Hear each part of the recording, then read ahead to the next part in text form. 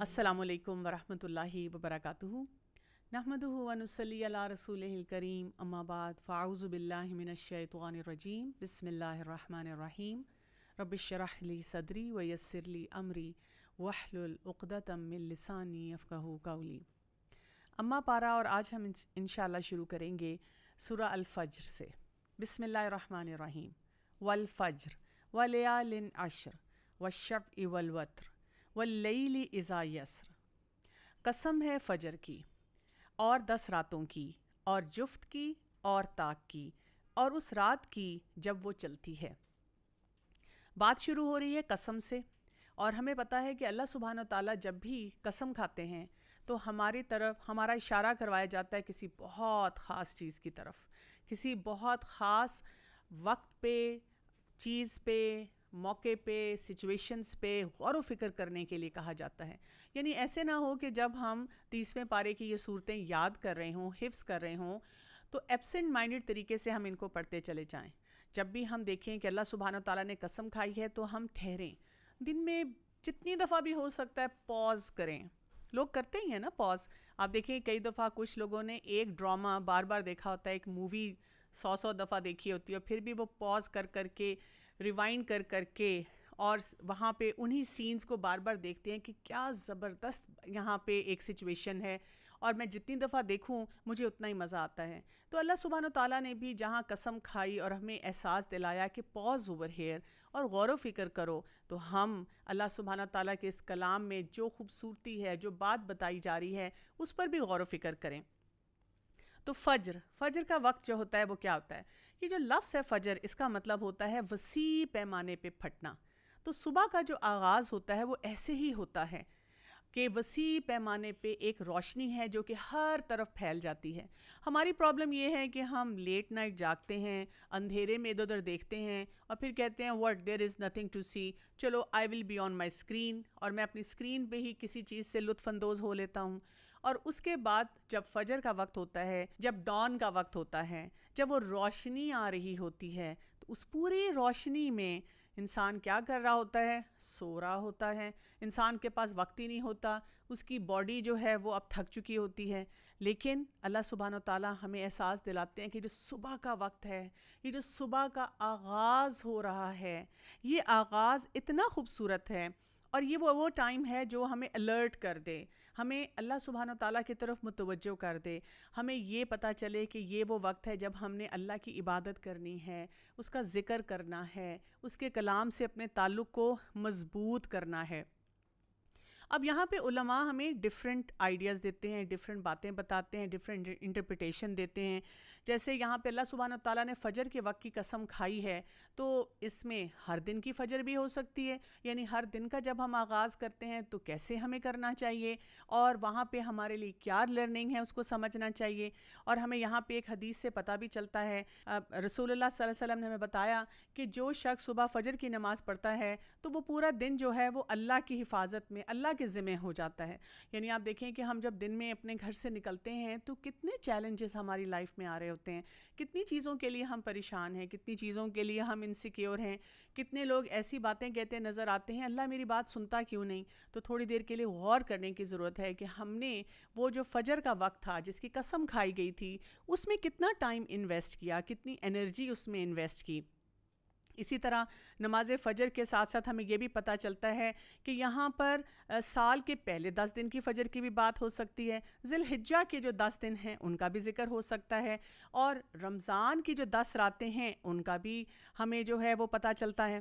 پر basically یہاں پہ سمجھنے کی بات یہ ہے کہ جب ایک پھٹ کے روشنی نکلتی ہے تو رات کا اختتام ہو رہا ہوتا ہے، اور یہ وہ وقت ہوتا ہے جو ہمیں فریشنس کا احساس دیتا ہے، یہ وہ وقت ہے جو ہمیں ایک قسم کی پریپریشن دیتا ہے کہ get out of your bed, اور بہت سارے کام کرنے والے ہیں ان پہ آپ توجہ دیں، ان کی طرف آپ اپنا احساس لے کے چلیں۔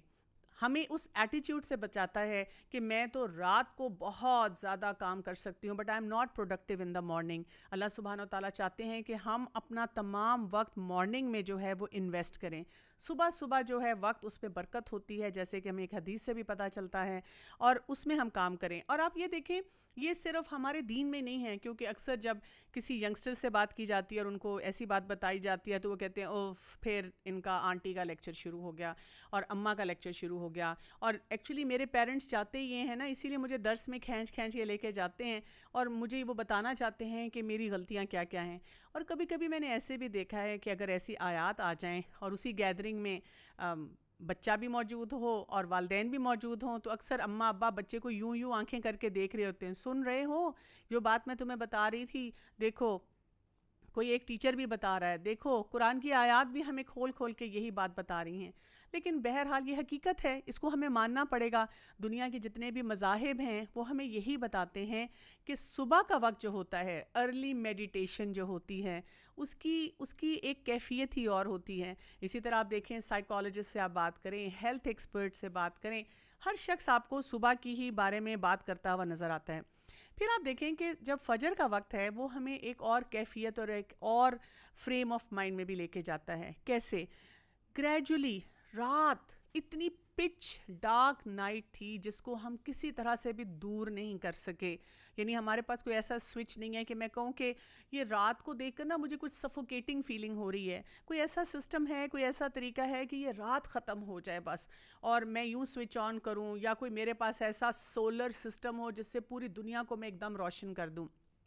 نہیں, یہ پچ ڈارکنیس میں جو رات کا وقت ہے کچھ نظر نہیں آ رہا, اور ایک دم ایسی کیفیت آنا شروع ہوتی ہے کہ آہستہ آہستہ آہستہ وہ پوری پکچر چینج ہو جاتی ہے. اور آج کے دور میں بہت سے لوگ جو ہیں وہ جب ٹائم لیپس کی بہت ساری کلپس بناتے ہیں اس میں وہ یہ سین دیکھ کر اس کو انجوائے بھی کرتے ہیں. اور اسی سین کے ساتھ کیا ہو جاتا ہے, ایک دم روشنی آ جاتی ہے, ان سب چیزوں کی حقیقت بدلنا شروع ہو جاتی ہے. تو اللہ سبحانہ و تعالیٰ ہمیں یہاں پہ یہ بھی احساس دلاتے ہیں, جب انسان پریشانیوں میں گھرا ہوا ہوتا ہے نا, آپ کو کوئی چیز بہت بادر کر رہی ہے, وہ بھی اسی طرح ہے pitch darkness in your life, آپ کے دل میں, آپ کے دماغ میں, آپ کو سمجھ نہیں آ رہی تھی اس وقت آپ نے کرنا کیا ہے.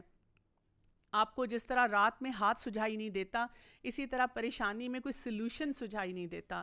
اگر آپ کو کوئی یہ کہتا ہے کہ کوئی بات نہیں یہ وقت گزر جائے گا, تو آپ کو لگتا ہے کہ this is never ending story of my life, بس اب میرے لیے تو سب کچھ ختم ہو چکا ہے. لیکن جب وہ روشنی آنا شروع ہوتی ہے تو وہ ایسے گریجولی اندھیرے سے روشنی کی طرف انسان جاتا ہے کہ انسان نے اس کے بارے میں سوچا بھی نہیں ہوتا کہ میری زندگی میں یہ بھی بہتری ہو جائے گی.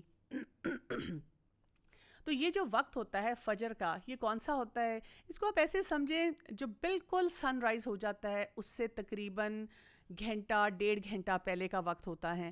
اور یہ وہ وقت ہوتا ہے جب روشنی جو ہے ایسے پوری لائن میں, ارتھ کی جو لائن ہوتی ہے اس میں پھیل رہی ہوتی ہے.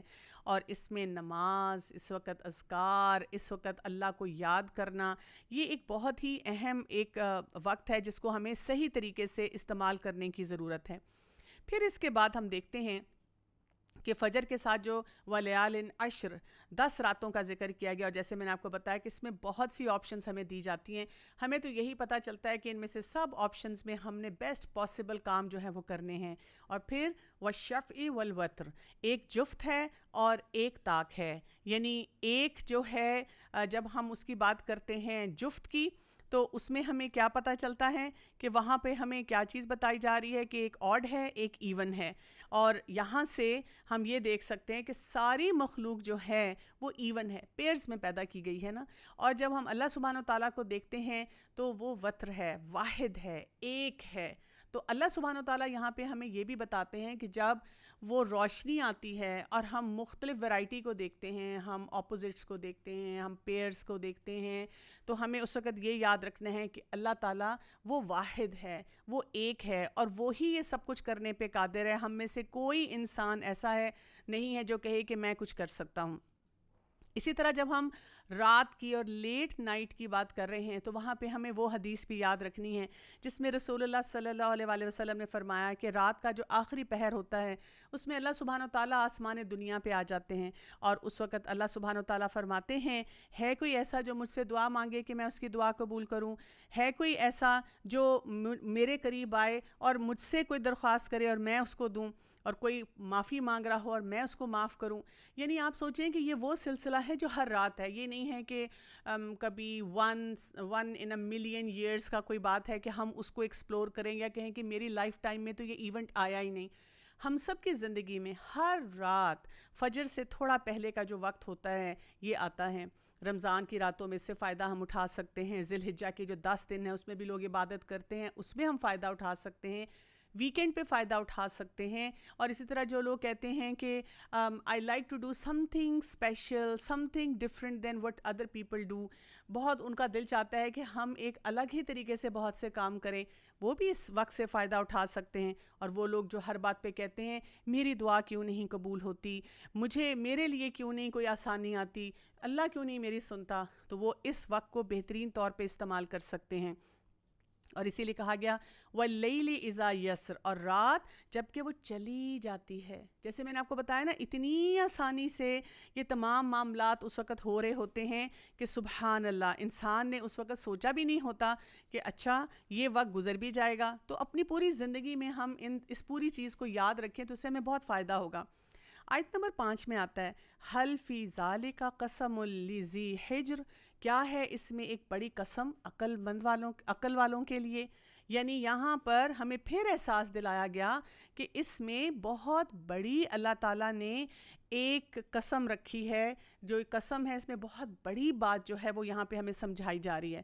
ہجر جو ہوتا ہے پتھر کو کہتے ہیں، یعنی کہ جہاں پر بھی ایک پتھر آ جاتا ہے تو وہاں پہ ایک رکاوٹ آ جاتی ہے، وہاں انسان رک جاتا ہے نا۔ چار دیواری بھی ایسی ہوتی ہے کہ جہاں پہ کوئی باؤنڈری بنی ہو، کوئی چار دیواری بنی ہوئی ہو، تو وہاں پہ کیا ہوتا ہے کہ وہاں پہ انسان رک جاتا ہے۔ تو اللہ سبحانہ تعالیٰ ہمیں یہاں پہ یہی بتا رہے ہیں کہ عقل والوں کی بات کی گئی کہ عقل والے جو ہیں وہ کیا کرتے ہیں کہ وہ اپنی عقل بھی جو ہے اس کو صحیح استعمال کرتے ہیں، عقل کے راستے میں ایسے پتھر نہیں لٹکاتے، ایسی رکاوٹیں نہیں پیدا کرتے کہ یا تو عقل جو سمجھنا چاہیے اس کو نہ سمجھے، یا عقل جو ہے وہ کسی اور ڈائریکشن میں ہی چلی جائے۔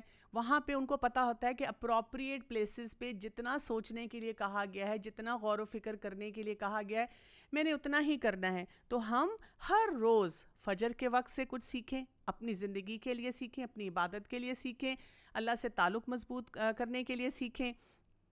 10 راتوں کا ذکر کیا گیا، تو جو 10 راتیں آتی ہیں جن کی فضیلت ہمیں قرآن اور حدیث سے پتہ چلتی ہے ان سے ہم کچھ سیکھیں۔ اپنے آپ کو دیکھتے ہوئے پیئرز کے بارے میں سوچیں، تو پھر اللہ سبحانہ تعالیٰ کی ذات کے بارے میں سوچیں کہ ایک کریٹر اور ایک کریشن کا کیا فرق ہے، اور رات کا آنا ہمیں کیا سبق دیتا ہے اس کے بارے میں بھی ہم اچھے طریقے سے سوچیں۔ اسی لیے اللہ سبحانہ تعالیٰ کیا چاہتے ہیں، جب عقل والوں کی بات کی گئی کہ عقل والے کیا کریں، کچھ اور چیزوں کی طرف بھی سوچیں، ہسٹوریکل ایویڈنس کی طرف بھی دیکھیں۔ تو ہمیں آگے متوجہ کیا گیا کس چیز کی طرف، آیت نمبر 6 کو دیکھیے، الم تر کیف فعل ربک بعاد، کیا نہیں آپ نے دیکھا کیسے کیا آپ کے رب نے ساتھ عاد کے۔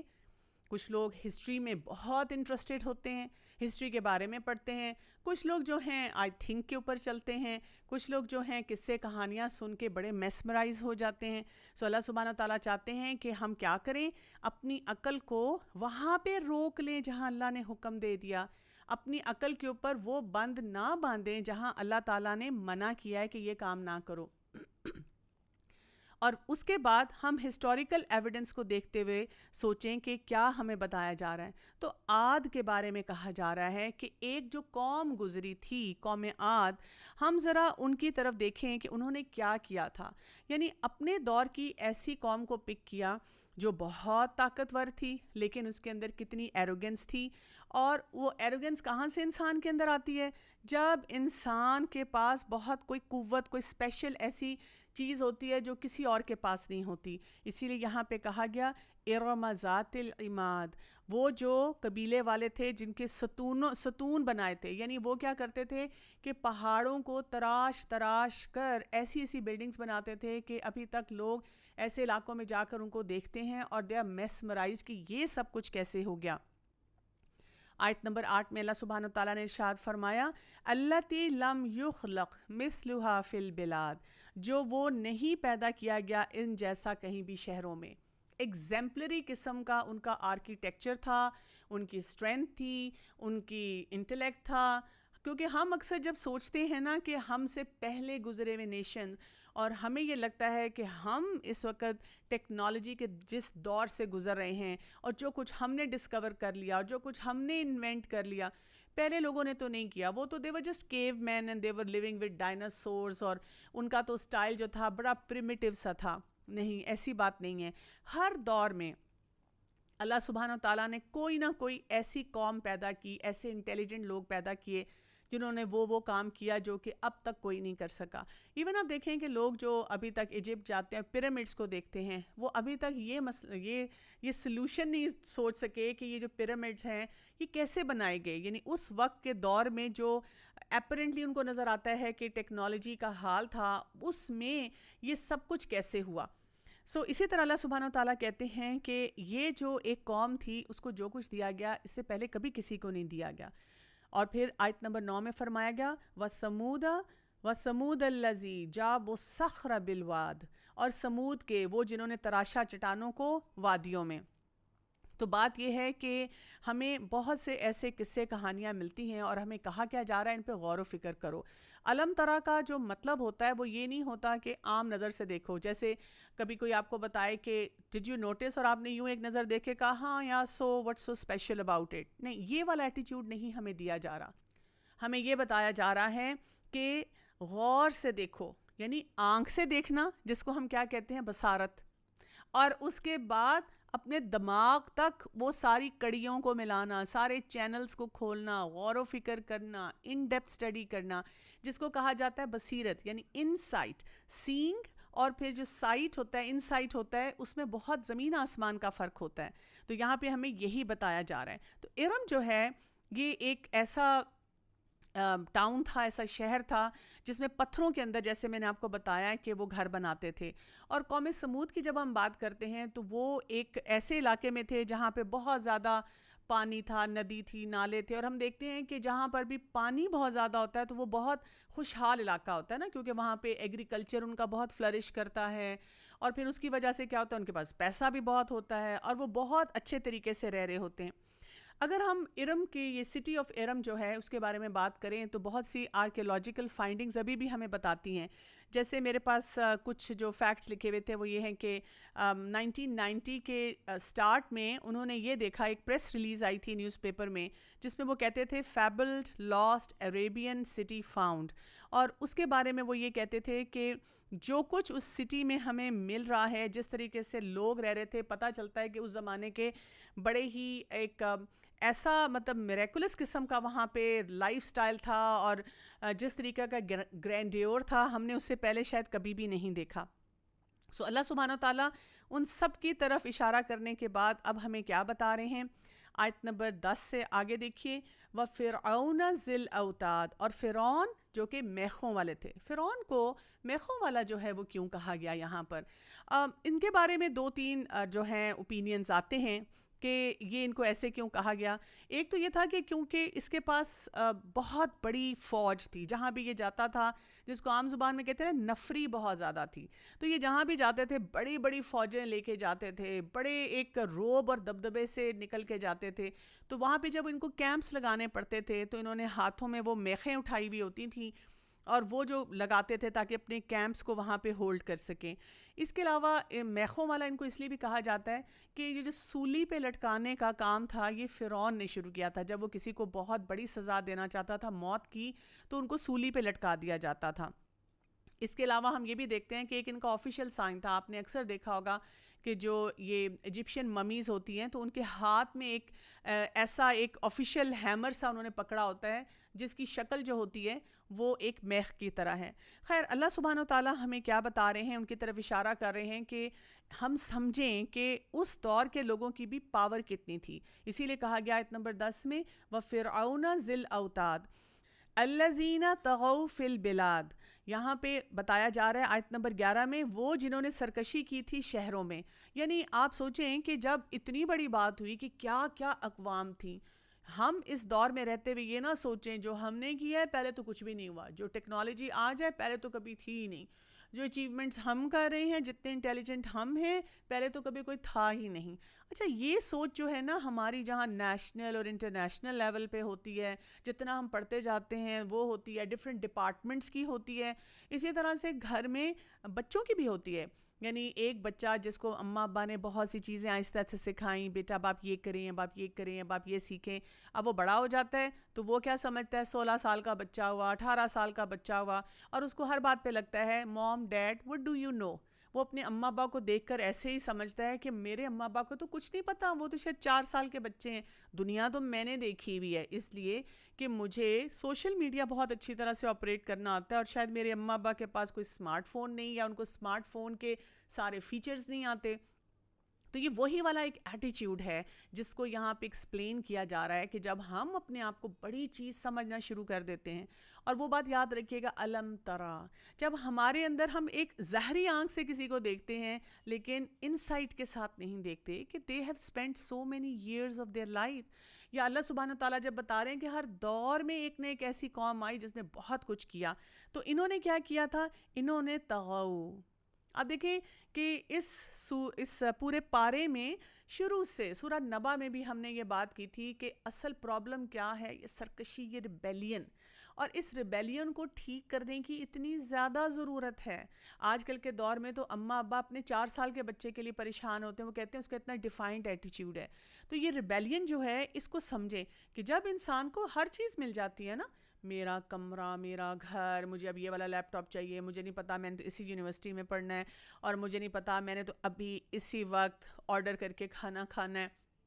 اور وہ پرسنالٹی جب بڑھتی جاتی ہے اور آپ کو لگتا ہے کہ you have every thing in your control, اماں ابا بھی حاضر ہیں, گھر والے حاضر ہیں, آپ نے کوئی کمپنی بنائی ہے وہاں پہ بھی ہر آپ کا جو سب آرڈینیٹ ہے آپ کو یس سر یس سر, کوئی آپ کے آگے آواز نہیں اٹھاتا, تو اس سے انسان کے اندر یہ ایک سرکشی کا ایٹیچیوڈ آ جاتا ہے. انسان اپنے آپ کو بڑی چیز سمجھنا شروع کر دیتا ہے.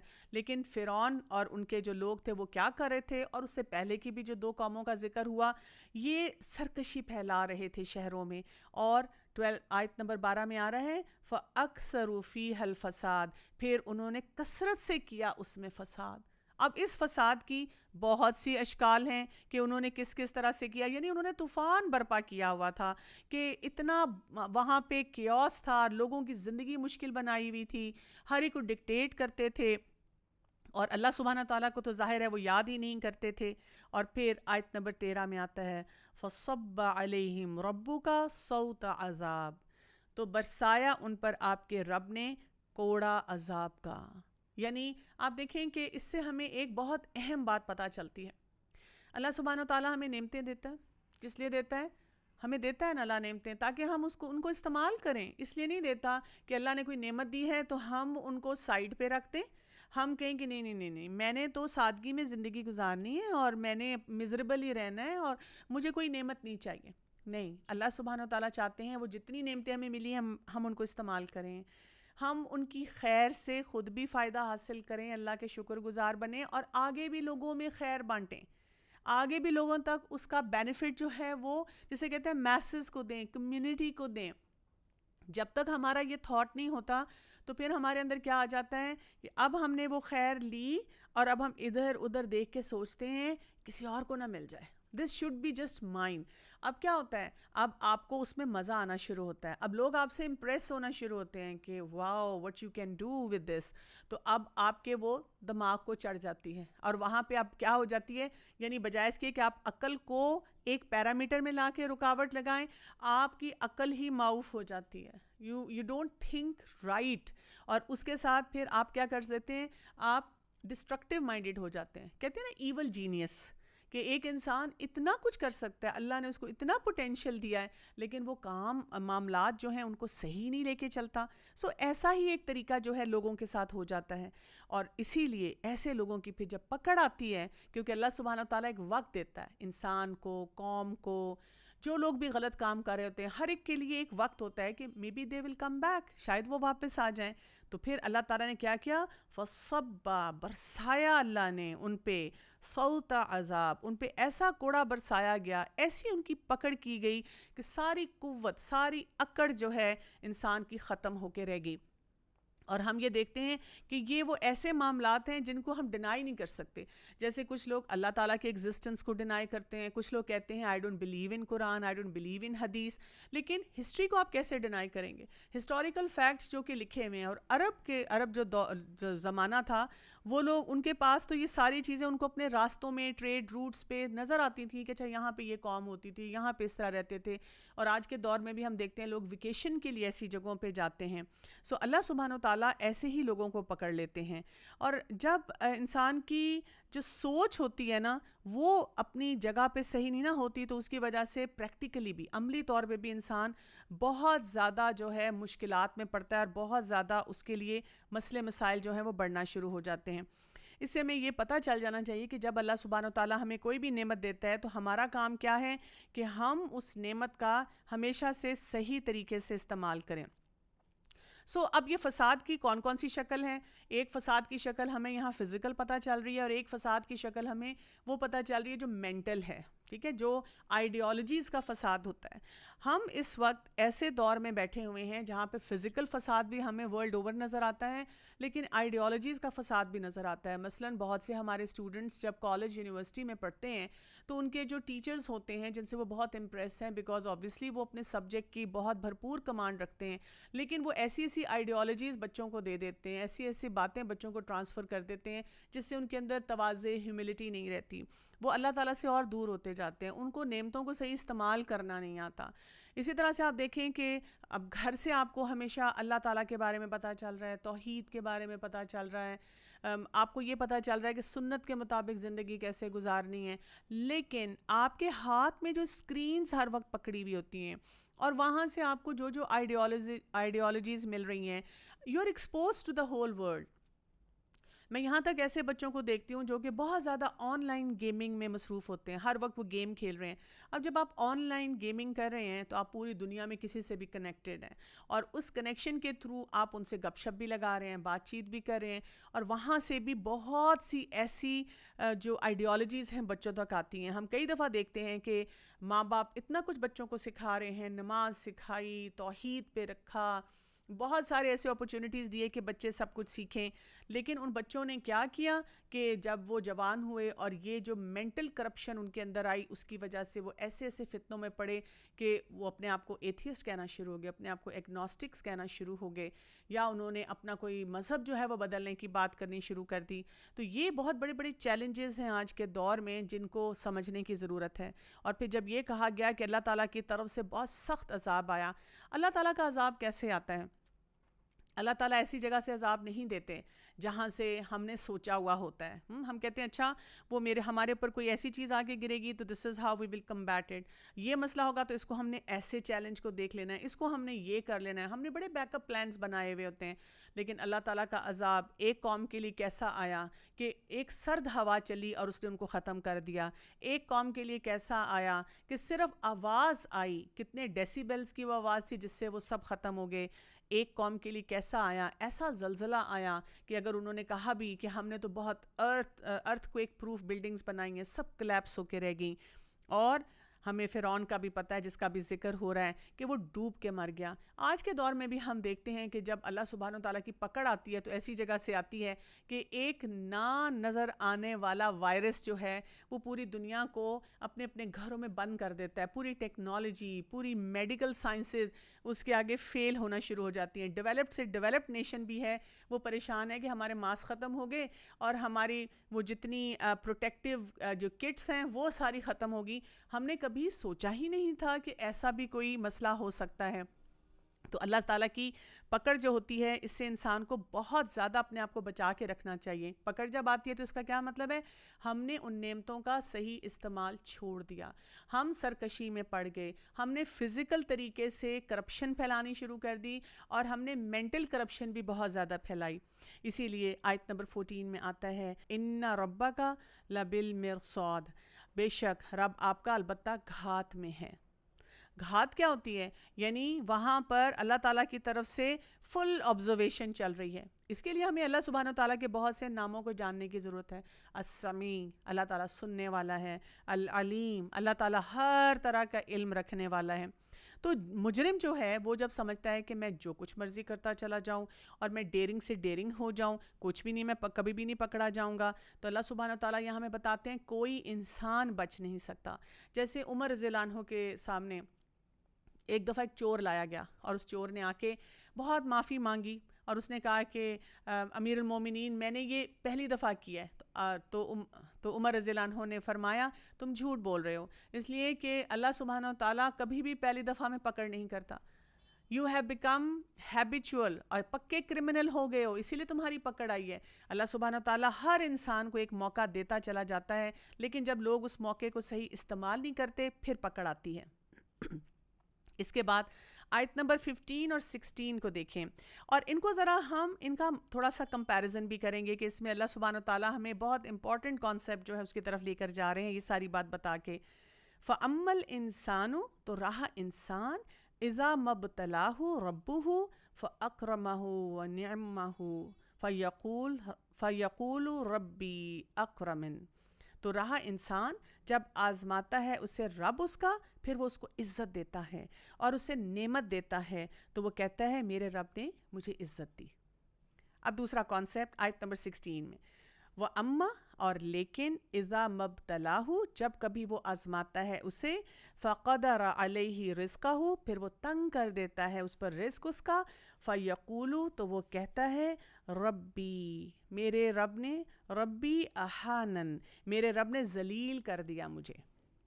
یعنی اللہ سبحانہ, نعمتوں کی بات کر رہے ہیں نا ہم, کہ نعمتیں جب ہمیں اللہ سبحانہ تعالیٰ کی طرف سے ملتی ہیں تو ہمارا اس وقت ایٹیچیوڈ کیا ہوتا ہے, ہم ان نعمتوں کو کیسے لیتے ہیں, ہم ان نعمتوں کے کو کس طریقے سے استعمال کرتے ہیں. تو یہاں پہ کیا کہا جا رہا ہے کہ جب اللہ تعالیٰ انسان کو نعمت دیتا ہے, تو جب نعمت کو وہ انجوائے کرتا ہے تو وہ کہتا ہے آئی ڈیزروڈ اٹ, اللہ مجھ سے خوش ہوگا ہی ہوگا, میں تو نمازیں پڑھنے والا, میں تو بڑا اچھا دل کا انسان, میرا دل بڑا صاف ہے, آئی am not like all these Hippocrates around me, میں تو بہت اچھا انسان ہوں.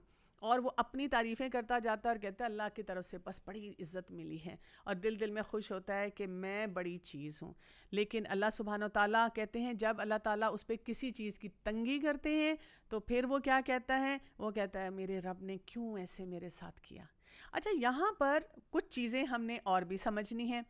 یہاں پہ اگر آپ دیکھیں کہ جب اللہ تعالیٰ نعمتیں دیتا ہے اور اللہ تعالیٰ نعمتیں ودڈرا کرتا ہے, ہمارا رب جو معاملات ہماری زندگی میں ہوتے ہیں ان دونوں کے لیے کیا لفظ استعمال یہاں کیا گیا ہے, ابتلاہ, یعنی وہاں پہ دونوں کے لیے آزمائش آئی ہے.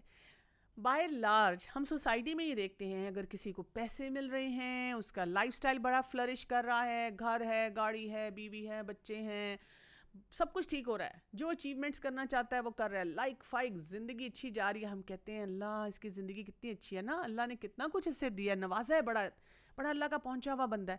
اور اگر زندگی میں کوئی مشکل آ جائے تو پھر ہم کہتے ہیں اللہ نے تو تمہارے لیے ٹیسٹ لکھ دیا, اب تو تمہارے لیے بہت سے مسئلے آنا شروع ہو گئے ہیں. اس وقت ہمیں وہ مسئلے نظر آنا شروع ہو جاتے ہیں.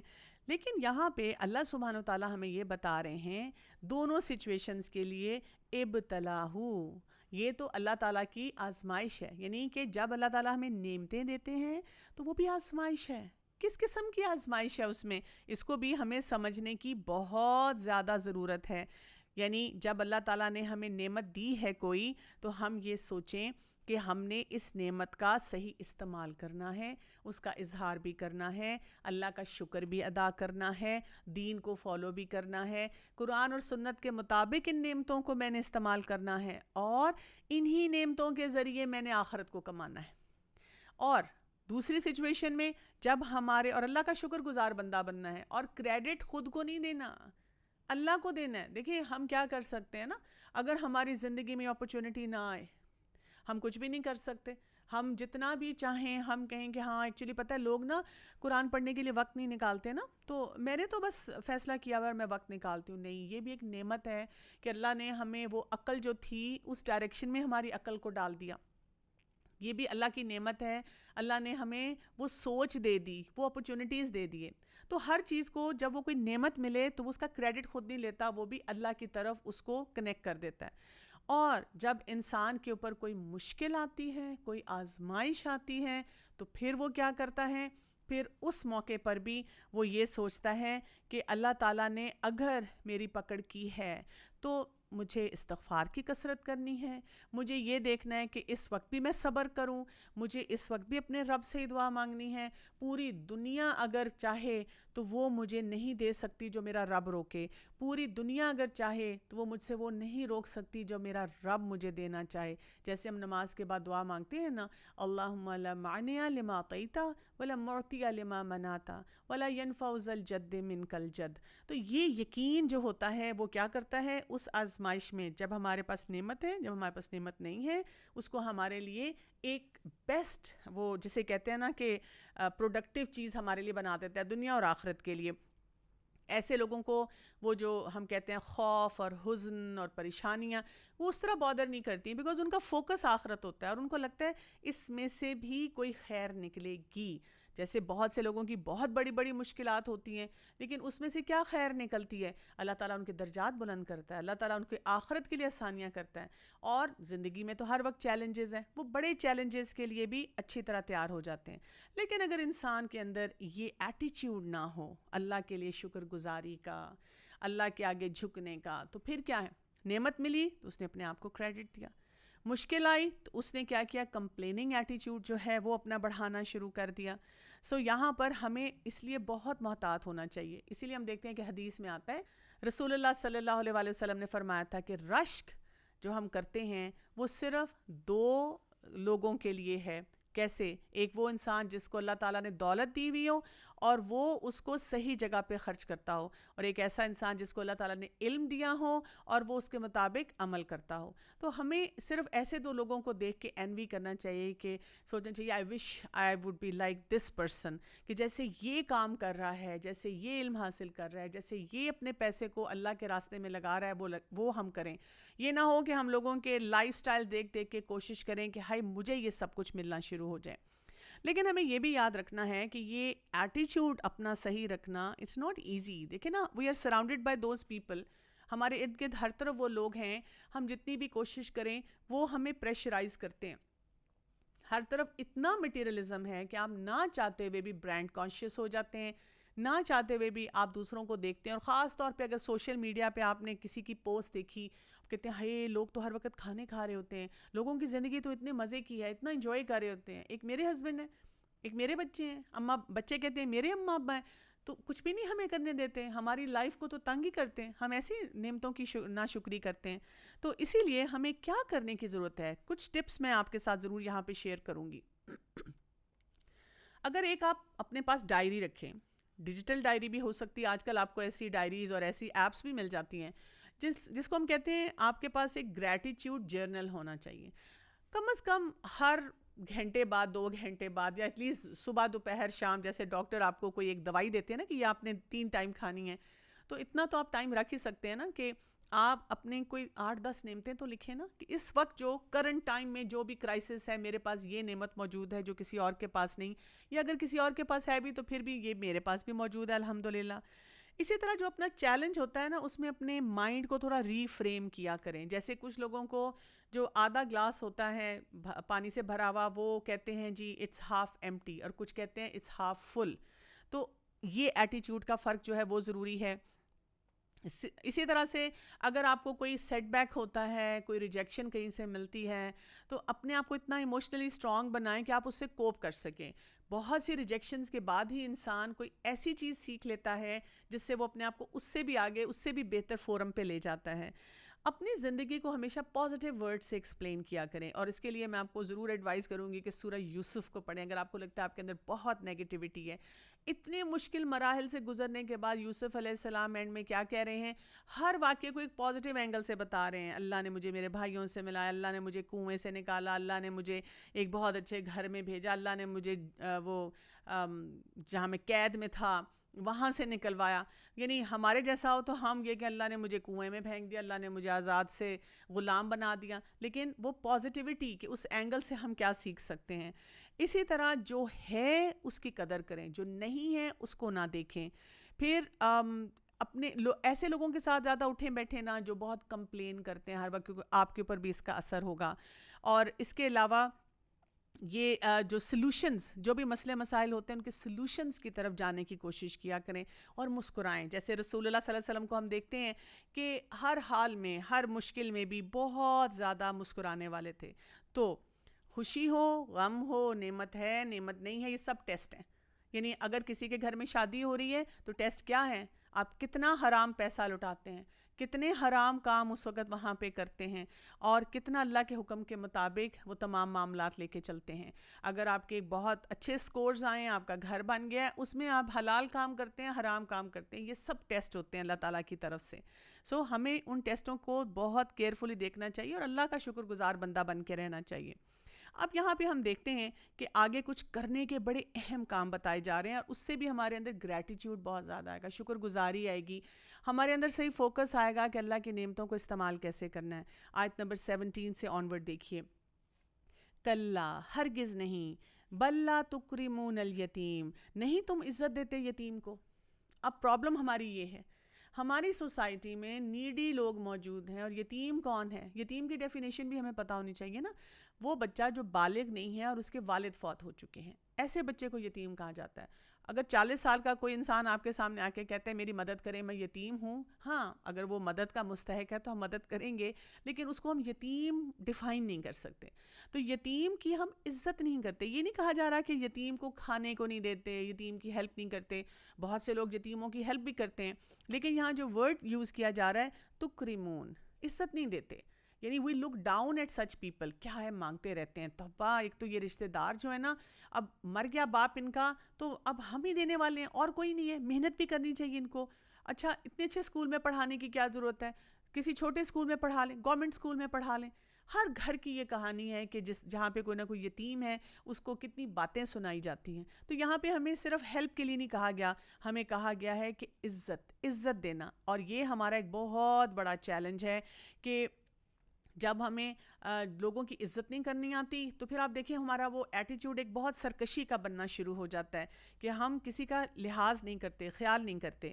اور پھر آیت نمبر 18 میں آ رہا ہے وَلَا تُحَاضُّونَ عَلَىٰ طَعَامِ الْمِسْكِينِ, اور نہیں تم آپس میں ترغیب دیتے کھانا کھلانے پر مسکین کی.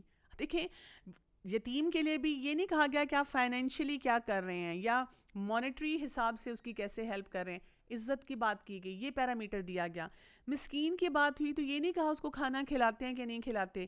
بات کیا ہو رہی ہے, تو حادون, تم جو ہے آپس میں ترغیب نہیں دیتے, یعنی ایک دوسرے کو موٹیویٹ نہیں کرتے. ایسے ہی ہے اگر آپ نے کہا کہ ہاں ایکچولی پتہ ہے ہمارے کوئی جاننے والے ہیں اور بیچارے ذرا سفید پوش سے ہیں, تو ہم نے سوچا چلو ان کو کچھ افطاری بھیج دیں, کچھ عید کا سامان بھیج دیں. ہم ویسے نا مہینے کا راشن ان کو دیتے ہیں, لیکن بھی لوگ جو ہے نا قدر نہیں کرتے, ان کو احساس نہیں ہوتا. تو آپ کے ساتھ بیٹھا ہوا کوئی انسان کہتا ہے ہاں بھائی مال مفت دل بے رحم, ہم نے تو نہ کرنا چھوڑ دیا ہے. یعنی ایسے لوگوں کو لوگ کیا کر رہے ہیں اس وقت, وہاں پہ ایک ڈسکریجنگ ایٹیٹیوڈ کے ساتھ ان سے بات کی جاتی ہے اور ان کو یہ احساس دلایا جاتا ہے کہ اٹس ناٹ ورتھ اٹ. آج کل تو نیکی کا زمانہ ہی نہیں ہے, آج کل تو کسی کا لحاظ نہیں کرنا چاہیے. لوگ اوپر سے کچھ ہوتے ہیں, اندر سے کچھ ہوتے ہیں. ترغیب دلانا رادر دین کہ آپ ان کو کہیں کہ ہاں یہ نیڈی ہے, ہمارا کام ہے لوگوں کی ہیلپ کرنا, ہمارا کام ہے جو بیچارے ضرورت مند ہیں ان کو دینا. مے بی ان کا وہ فریم آف مائنڈ نہیں ہے.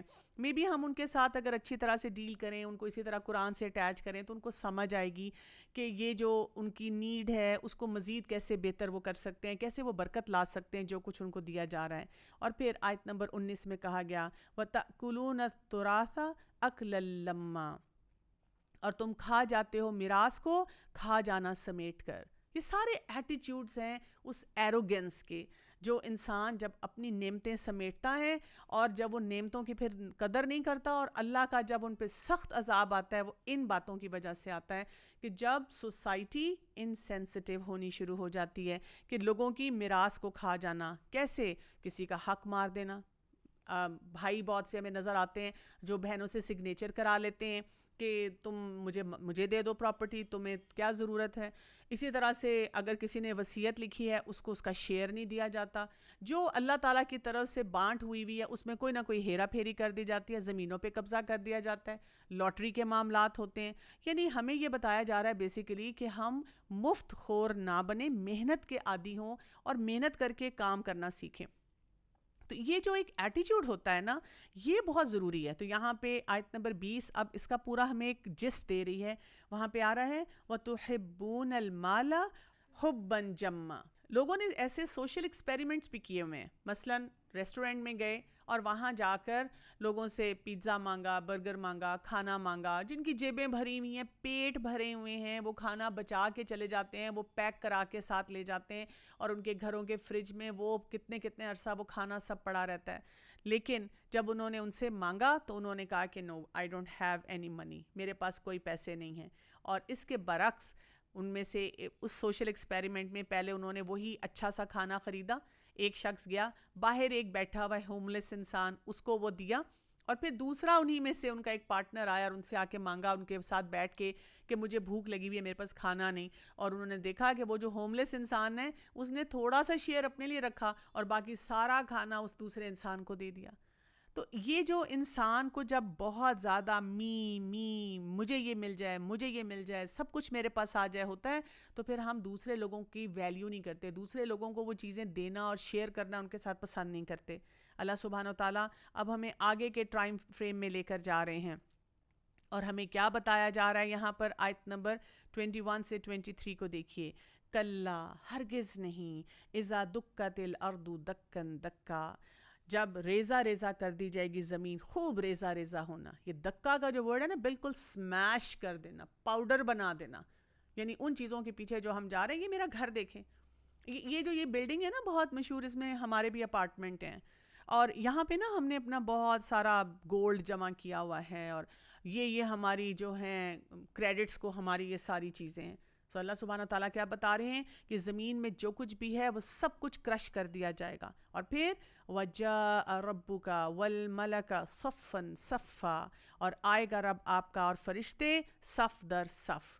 سین کریٹ کیا جا رہا ہے پورا، یعنی وہ ایروگنٹ لوگوں کی بات ہوئی تھی نا، میخوں والے، اور کیسے آتے تھے اور کیسے رہتے تھے، تو ایسے سب ایروگنٹ لوگوں کے لیے جو اپنے آپ کو بڑا سمجھتے تھے، بڑا پروٹوکول ہر جگہ لیتے تھے، ان کو اصل پروٹوکول دکھایا جا رہا ہے، اور وہ پروٹوکول کیا ہے؟ رب آ رہا ہے، اور اس کے ساتھ صف در صف ساتھ فرشتے جو ہیں وہ آ رہے ہیں۔ یعنی ایک کا ٹائم ہے کہ جب انسان وہ دیکھتا ہے اور اس نے اس کے بارے میں سوچا نہیں ہوتا، تو انسان حیران رہ جاتا ہے کہ یہ سب کچھ کیسے ہو رہا ہے۔ اور یہاں پہ پھر اس کے بعد ہمیں کیا بتایا گیا؟ آیت نمبر 23 کو دیکھیے، وَجِیءَ یَوْمَئِذٍ بِجَہَنَّمَ، اور لائی جائے گی اس دن جہنم۔ ایک حدیث میں آتا ہے کہ جب جہنم لائی جائے گی اس وقت، آخرت قیامت کے دن، تو اس کو 70,000 لگامیں ہوں گی، اور ان کو 70,000 لگاموں کو تھامنے کے لیے ان کو وہاں پہ فرشتے ان کے ساتھ ہوں گے جو ان کو پکڑ کے لا رہے ہوں گے۔ یعنی آپ تھوڑا سا سین کو امیجن کریں کہ انسان کے رونگٹے کھڑے ہو جاتے ہیں کہ کیا چیز ہمیں بتائی جا رہی ہے یہاں پر۔ اور پھر کہا جا رہا ہے یومئذ یتذکر الانسان وانیٰ لہ الذکریٰ، اس دن نصیحت پکڑے گا انسان، اور کیوں کر ہوگا اس کے لیے نصیحت پکڑنا؟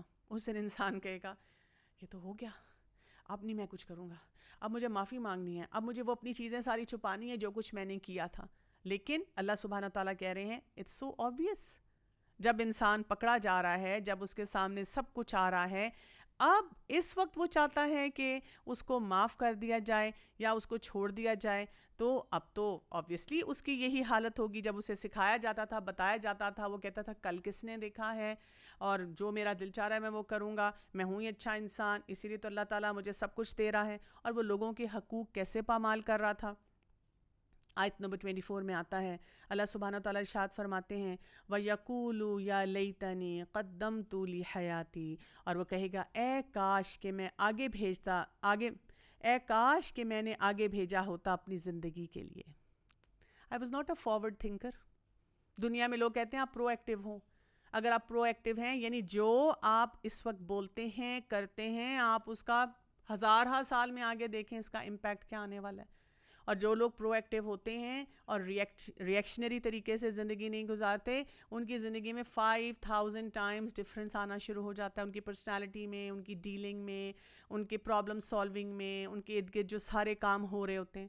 تو وہ شخص بھی کیا کہے گا، اس کو اتنا افسوس ہوگا اس وقت، اور وہ کہے گا میں نے اپنی زندگی کے لیے کیوں نہیں انویسٹ کیا، اتنی نعمتیں تھیں میرے پاس، اتنا کچھ تھا میرے پاس جس کو میں انویسٹ کر سکتا تھا، جو میں نے اس وقت جو کام کرنا چاہیے تھا وہ نہیں کیا.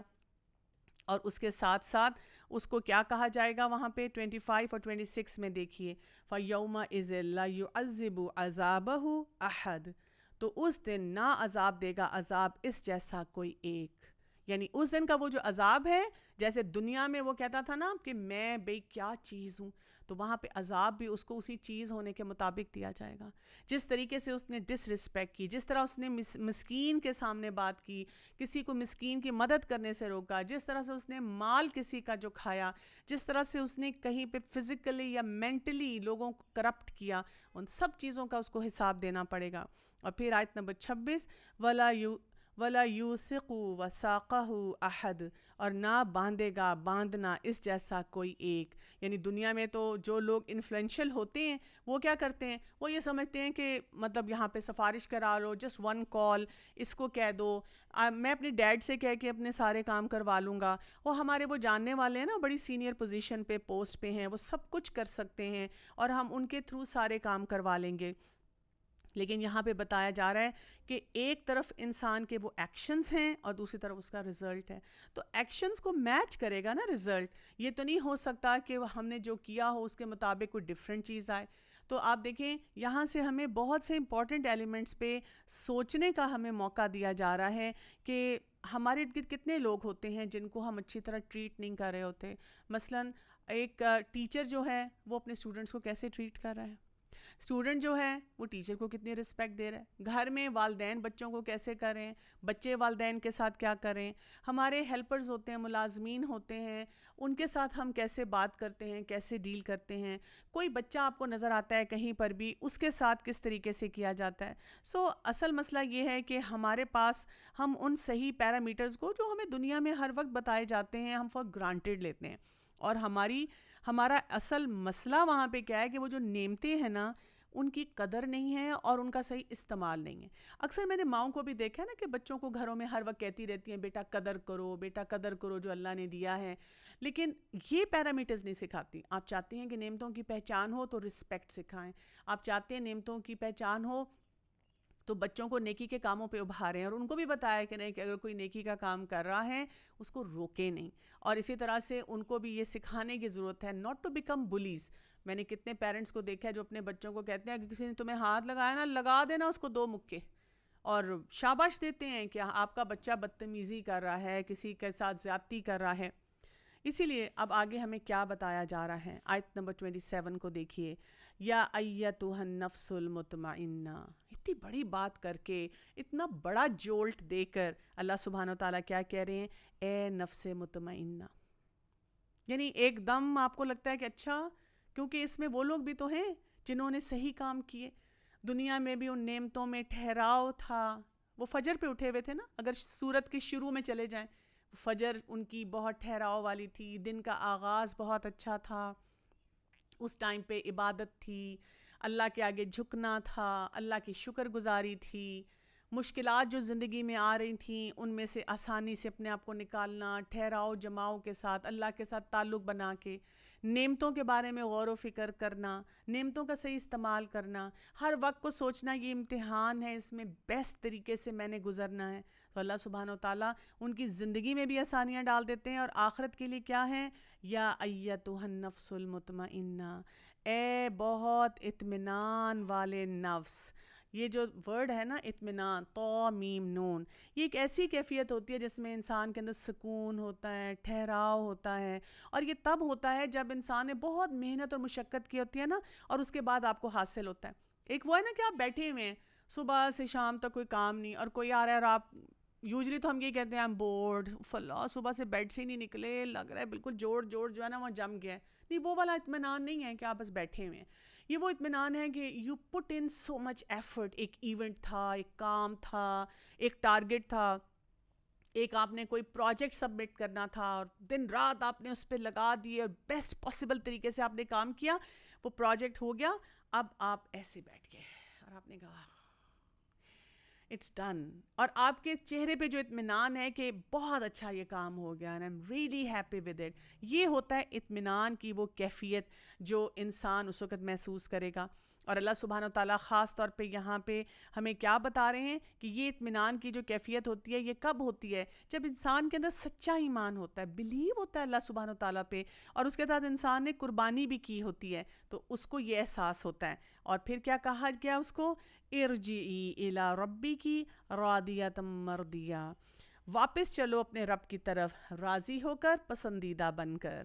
یعنی اس قدر خوبصورت انداز میں وہ ویلکم کیا جا رہا ہے ایسے انسان کا کہ وہ دنیا میں بھی بہت ٹھہراؤ جماؤ کے ساتھ چل رہا ہے، ایمان کے ساتھ چل رہا ہے، اللہ کے کنیکشن کے ساتھ چل رہا ہے، لوگوں میں بھی اس کو ایک فیلنگ مل رہی ہے، ایک جگہ مل رہی ہے کہ اچھا یہ رسپیکٹفل انسان ہے، یہ لوگوں کا خیال کرنے والا ہے، یہ معاشرے میں ایک پازیٹیو اور کنسٹرکٹیو چینج لانے والا ہے۔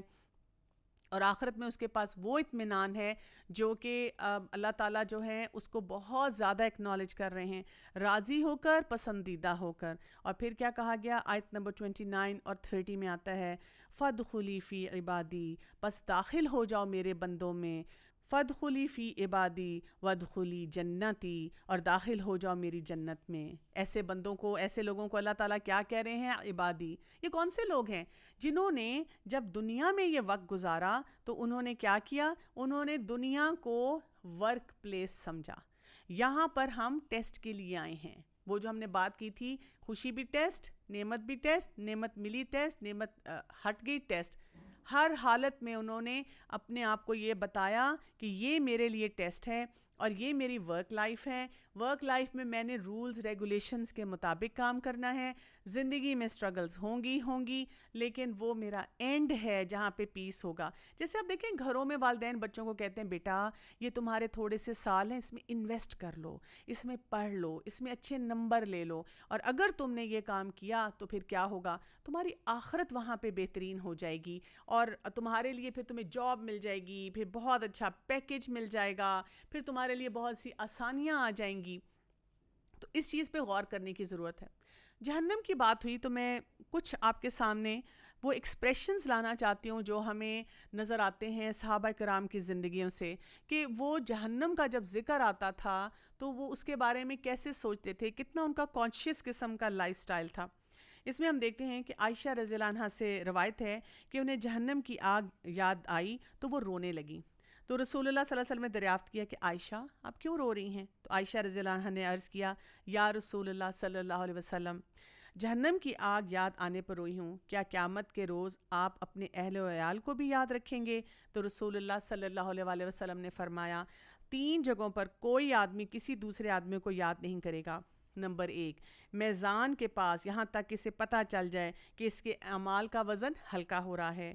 نمبر 2، نامہ اعمال ملنے کے وقت جب پکارا جائے گا آؤ اپنا نامہ اعمال پڑھو، حتیٰ کہ اسے پتہ چل جائے کہ اس کا نامہ اعمال اس کے دائیں ہاتھ میں دیا جا رہا ہے یا بائیں ہاتھ میں پشت کے پیچھے سے دیا جا رہا ہے۔ اور نمبر 3، جب انسان پل صراط سے گزرتے وقت جب وہ جہنم کے اوپر رکھا جائے گا، تو یہ وہ وقت ہے جب انسان بالکل بھی کچھ نہیں سوچ پائے گا۔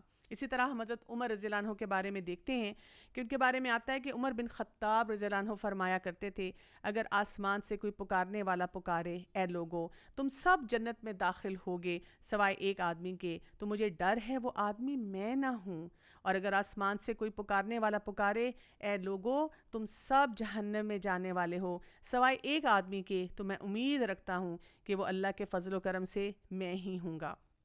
تو یہاں پر ہمیں یہ جو بات سمجھ آنی چاہیے کہ انویسٹ کریں اس زندگی میں، فجر کے ٹائم سے لے کر اور پورے دن کے لیے اس انداز سے کہ ہم اپنے نفس کو وہ کہہ سکیں نفس مطمئنہ، ربنا تقبل منا انک انت السمیع العلیم وتب علینا انک انت التواب الرحیم، سبحانک اللہم و بحمدک اشہد ان لا الہ الا انت استغفرک و اتوب الیک۔ السلام علیکم ورحمۃ اللہ وبرکاتہ۔